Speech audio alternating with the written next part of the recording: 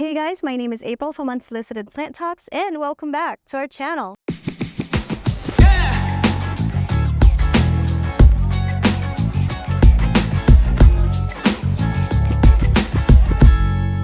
Today, I would like to highlight this beautiful plant next to me. This is Hoya Elephant, or AH027. This plant originated from Thailand. However, because it is an open pollinated seedling that grew in a nursery in Thailand, we are unable to trace back what are the parentage of this plant. But as you guys know, it doesn't deter me from growing these plants, especially when they're absolutely beautiful, just like this one. Now, I also have a hard time figuring out the exact origin of this plant. There is a little bit of a confusion with the lineage of this plant, not just the lineage, but the origin of this plant. So it is a bit harder to find information about it. However, what I can share with you guys today is how we grow this in the greenhouse and what kind of care it receives, and how well it grows. What are the challenges when it comes to growing this plant? So if you're interested, stay tuned. Let's start with the growth habit. This plant is an easy growing Hoya in our experience.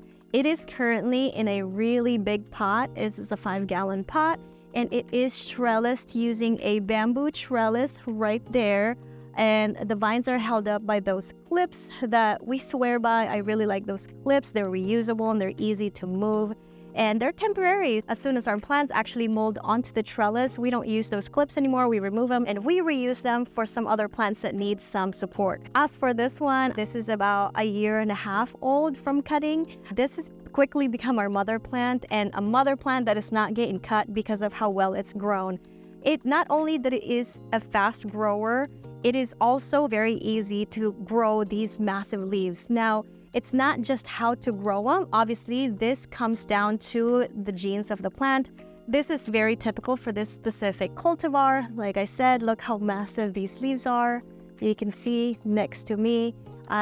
These are absolutely massive. I wish that I can show it well enough on the video how beautiful they are, because every time I pass by this plant in the greenhouse, oh my gosh, look at those abs. Every time I pass by this plant in the greenhouse, it literally just catches my eye, and I have to stop and touch it and stare at it for a little bit because it's just that fascinating in my opinion. So as far as growth, like I said, it's very easy. It is a vining plant like most of Hoyas, and also it's still an epiphyte, so it doesn't like heavy medium. It doesn't like sitting in water for a long time, so you have to make sure that the medium you're using has a lot of aeration. It does need support. Whenever we sell these plants, I recommend to give it trellis or even a support in the beginning, because it does grow really fast, and what you're going to experience is you're going to see a very long vine like this one up here. You're going to see a very long vine shoot up, and it's probably not going to give you leaves right away, especially if you don't provide it support. So I do recommend even just a stick, a stake, or a trellis would be preferred, because what you're going to want to do is you're going to want to make sure that it's properly supported so the plant knows that it can grow massive leaves because they are supported and it's not going to snap. Plants are freaking amazing. The leaves are this massive green leaves. It does come with splash here and there, and I think it's extremely beautiful. Now, you guys have heard me talk about growing plants with big leaves in my past videos.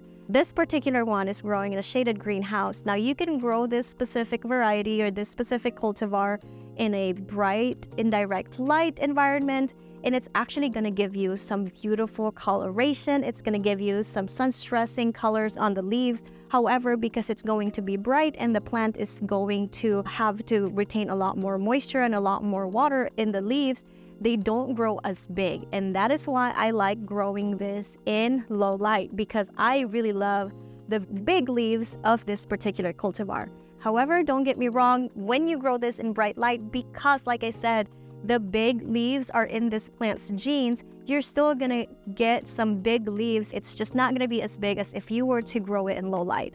Now, I've said it before, if you want it to have a little bit of color on the leaves, but you also want the big leaves, what I recommend is growing this particular variety or this particular cultivar in low light, And once you're happy with the plant, then you can slowly introduce it to bright light, not right away because it's going to burn the leaves because the plant is not going to be used to it. So you slowly introduce it to bright environment. So that way you already have a large leaf and you're just going to induce stressing to get that beautiful color. It all comes down to your preference. Is one better than the other? Not really, just learn how the plant grows. When it's growing in bright light, you're gonna get a lot more flowers. It's gonna grow really fast, but if you grow it in low light, you might not get flowers as fast or as much. However, it's still gonna grow as fast as if you were growing it in bright light. Like I said, low light, large leaves, high light, smaller leaves, but smaller in their terms because like I said, they're still going to be a lot bigger than many of the Hoyas that we know of. As far as the temperature, where it's growing currently, our temperature ranges between 60 degrees to 90 degrees. Right now it is a little bit hot, so we're always in the 90 degrees during daytime, and at nighttime we're probably only going down to 70 to 75 degrees at night, and it is growing very well. Like I said, it's in a shaded environment and it receives water regularly, and by regular, twice a week, depending on our weather, because they are in a greenhouse and the humidity is pretty good. I wouldn't say it's very high. It is ranging between 50 and 75 in the greenhouse. So that's where it's growing. However, I have grown this specific plant in a lower humidity and it didn't bother it at all. It did slow down the growth a little bit, but it did not bother as far as like the growth wise. It still continues to grow. It still grows pretty fast and it still gave me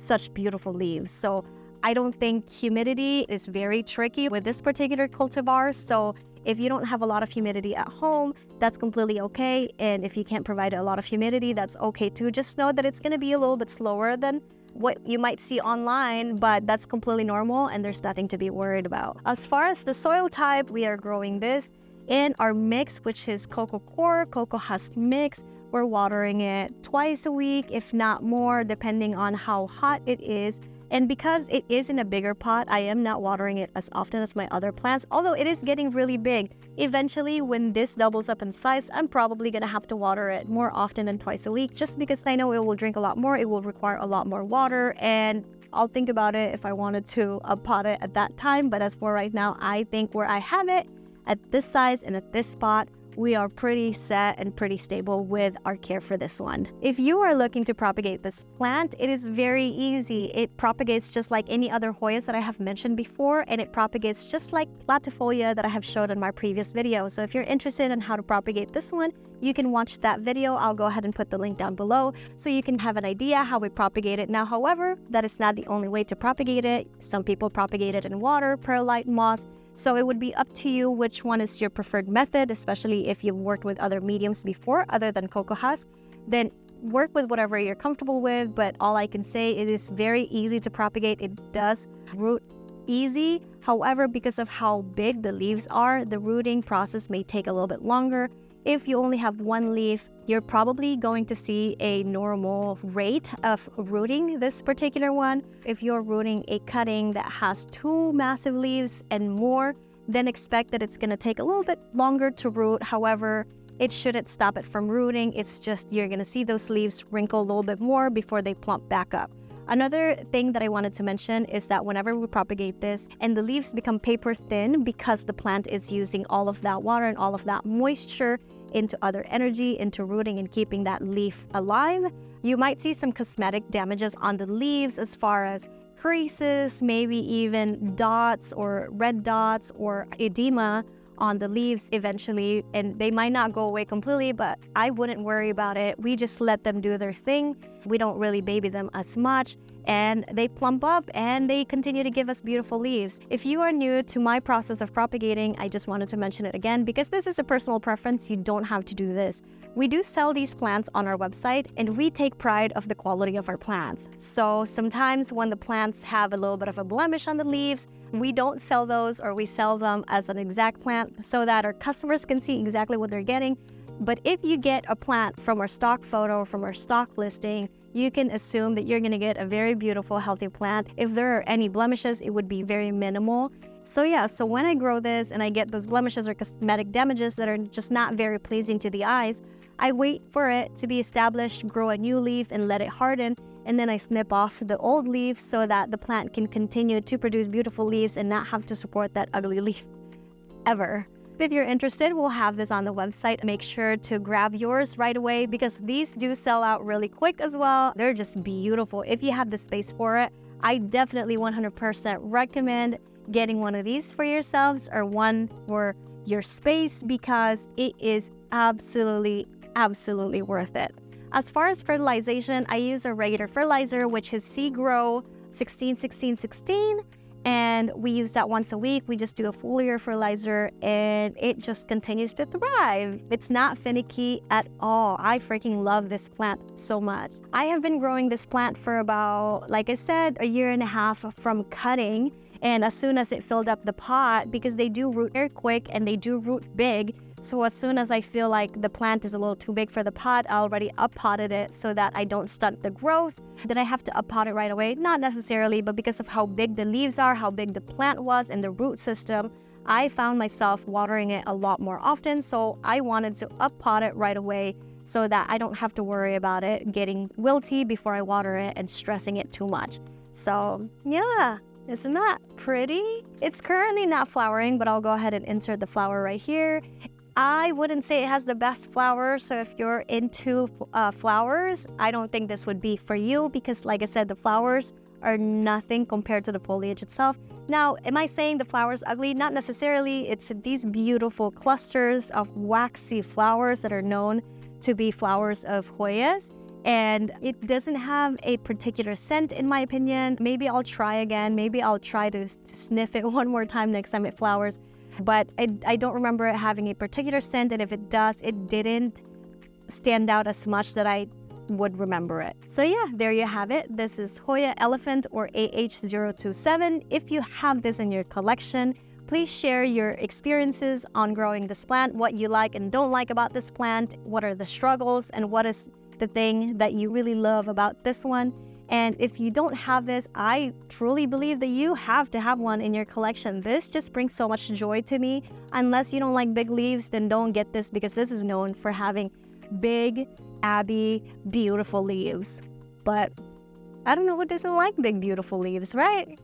Thank you for watching. I hope you learned something and I hope you guys enjoy this video. If you have any questions or comments, let me know down below. Please share this with your friends and family. And don't forget to subscribe. I'll see you later. Bye-bye.